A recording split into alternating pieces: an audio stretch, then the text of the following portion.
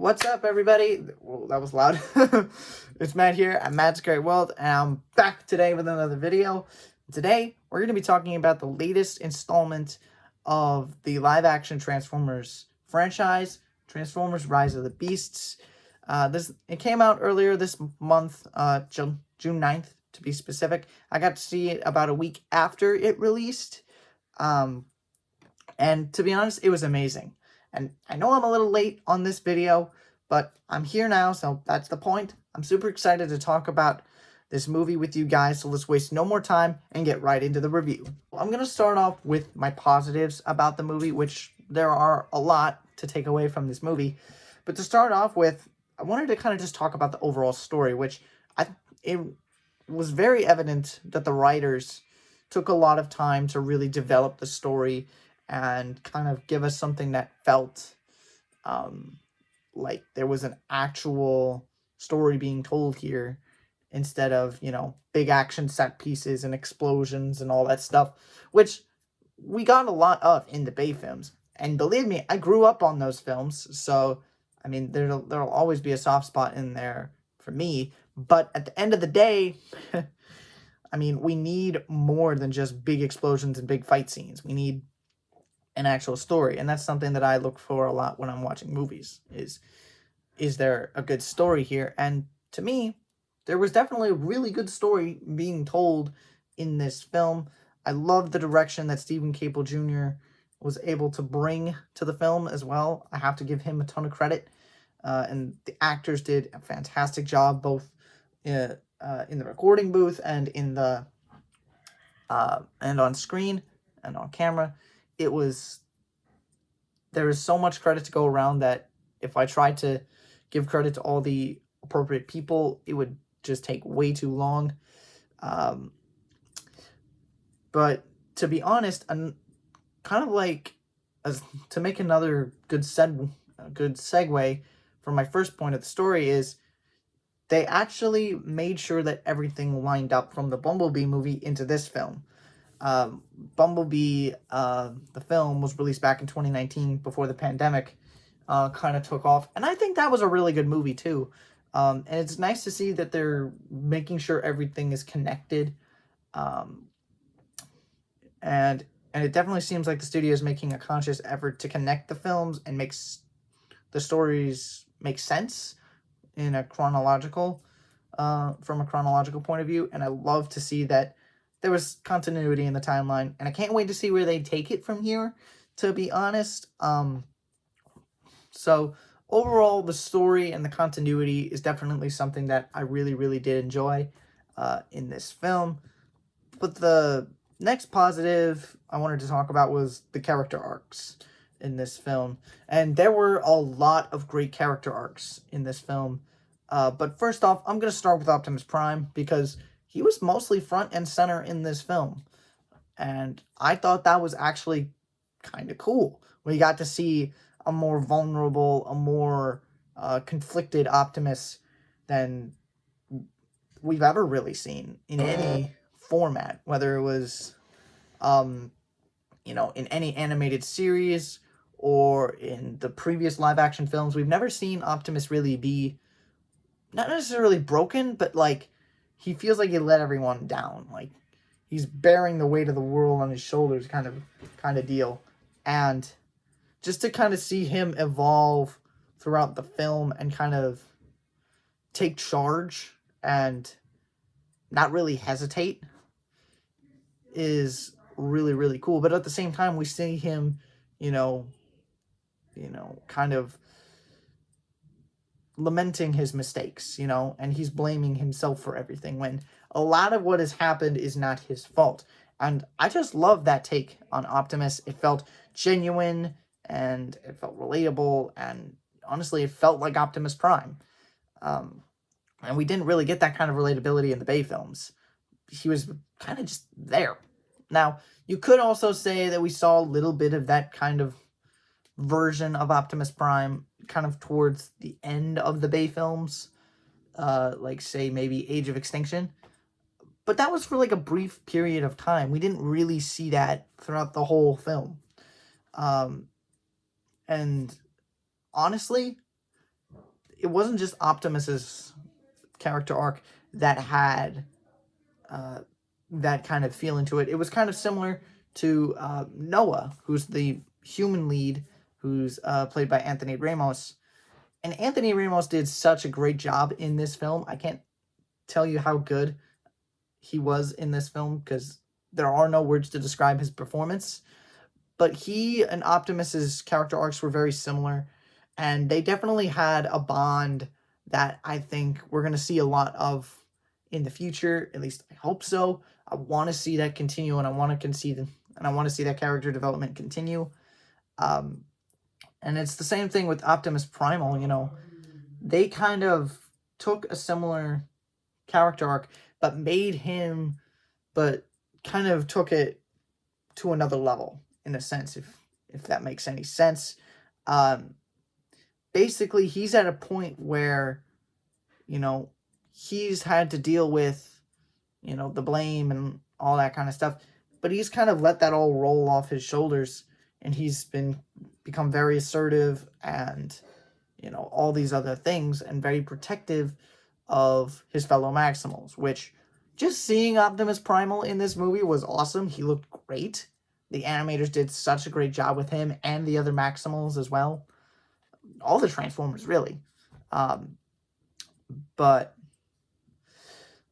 it was just so awesome to see their character arcs be so full of depth and relatability that it just kind of felt like we could actually put ourselves in their shoes, metaphorically speaking. But another thing that I did want to talk about was the dynamics between the human characters and the Transformers. Now, in the Bay films, there was a huge emphasis on the human characters, which, believe me, I thought was kind of cool. But at the end of the day, you know, these are Transformers movies, and we want to see Transformers. We want them to be in the driver's seat. So it was great to see that we kind of had a nice balance, but it was leaning more towards the Transformers in this film, which was great. I loved it. And I also have to quickly mention the beginning of the film. It was such a great way to introduce the Maximals and also kind of introduce the beginning of Optimus Primal's character arc. I was so glad to see the Maximals return to the big screen. So that by itself was just a huge plus. But the last big positive that I want to mention is the stakes in this movie were pretty high at all times. It felt like there was problem after problem, and they came, and, you know, the Autobots, Maximals, Noah, and all of our other, you know, main characters were able to overcome them and be able to move, you know, forward and, you know, obviously come out on the other side triumphant. But, you know, Unicron, even though he didn't play a big role in the film, he was the big, like, you know, if we don't win this fight, he's going to destroy the world kind of deal. So he felt very imposing, even though he wasn't in the film very much. Scourge also, he didn't have very many lines of dialogue. He kind of felt like a stagnant kind of character, but he still had a big presence when he was on screen.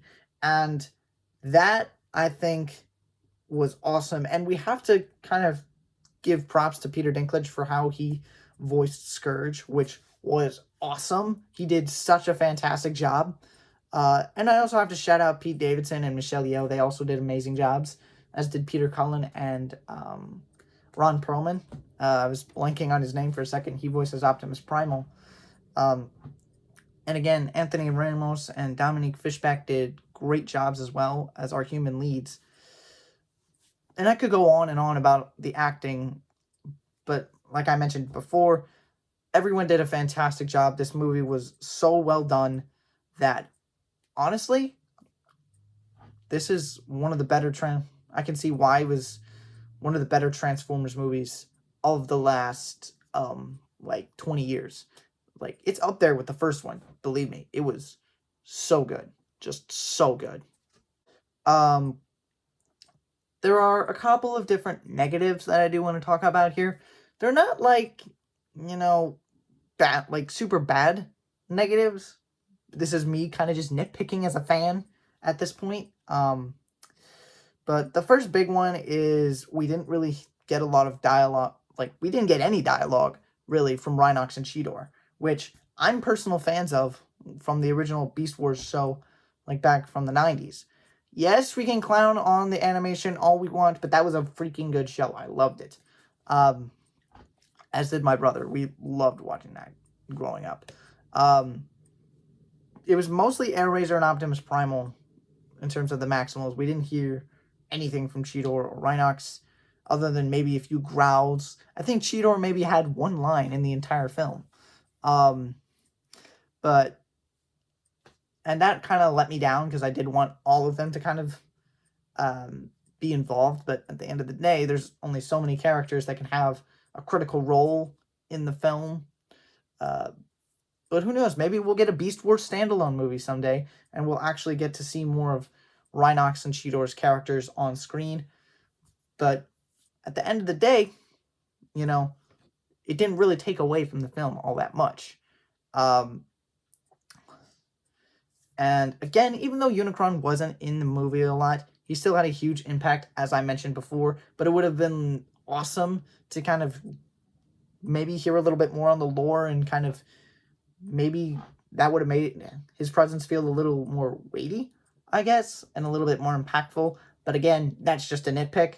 I'm a lore freak, so whenever it comes to that, you know, you're going to get bonus points just for that alone. And the other thing, and this is a spoiler, so, you know, fast forward a few, you know, like 20 seconds, 30 seconds, whatever, if you don't want to hear this. I was kind of disappointed about them killing off Airazor. So that was a big minus for me, but I think they did it in a way that actually worked. And it definitely upped the stakes in so many different ways, and it worked with the plot so well that I can't really complain about it too much. But again,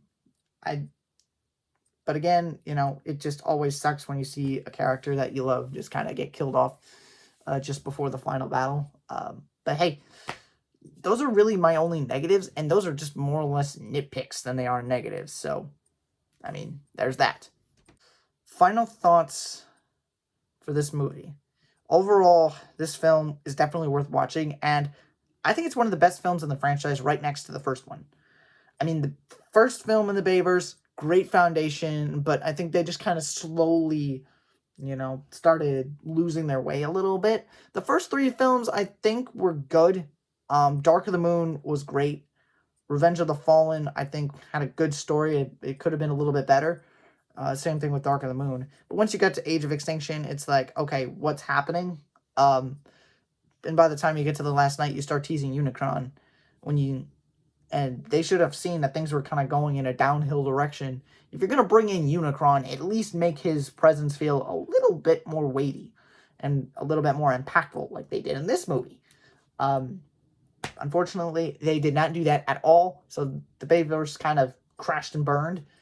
But it definitely seems to me like this is starting to feel more like a reboot than it is like a connection with the Bayverse films. They've said that they're trying to connect the timelines, but at the end of the day, I think this is going to eventually turn into a full-on reboot if they keep going in the direction they're going, which I would be all for, because I've been loving what they've been doing with the Bumblebee movie and now this. So, yeah. Overall, if I had to give this film a rating, it would have to be 10 out of 10. It's one of the best movies I've ever seen, probably one of the better movies of the year so far. I mean, the story, the character arcs, the performances from both the voice actors and the ones on screen were amazing. I know I mentioned that a lot. But I can't wait to get the movie on DVD. And yes, I still watch DVDs. But overall, there is so many different avenues that they can take now that I feel like the door is wide open and they need to take full advantage of that. Now, there hasn't been a sequel announced as of yet, but it's been doing well in the box office. It's like in the top 5 internationally, I think, when it comes to box office sales. So my guess is when its theatrical run is complete and it's out of the theaters, My guess is by that point we will have a good indication of whether or not they'll make a sequel based on how the numbers are. My personal guess right now is that they will make a sequel because it's been very well received so far. Um, but, you know, I'll keep you guys up to date on whether or not that does happen. But I'm going to turn it off to you guys now. What did you all think of this movie? Let me know down in the comments. Be sure to leave a like on this video so we can push this video out to a wider audience, push it out to more Transformers fans. Be sure to share this video with friends and family. And as always, stay safe, stay warm, stay happy. It's never goodbye. It's just till next time. Man, the Transformers franchise is really looking up. I can't wait to find out what's next. And I feel like I'm just a broken record at this point, so I'm going to shut up. Bye.